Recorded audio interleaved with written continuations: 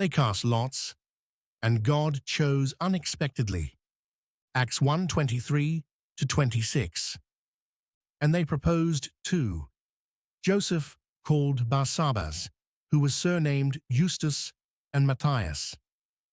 And they prayed and said, You, O Lord, who know the hearts of all, show which of these two you have chosen to take part in this ministry and apostleship from which Judas by transgression fell, that he might go to his own place.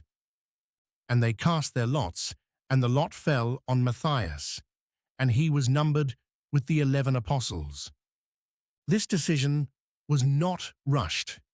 The disciples did not rely on personal opinion, influence, or outward appearance. They sought God first. They trusted that He alone knew the heart, and when the choice was made, it showed that God's plans continue, even after failure, betrayal, and loss. Matthias reminds us that God still appoints people for His purpose.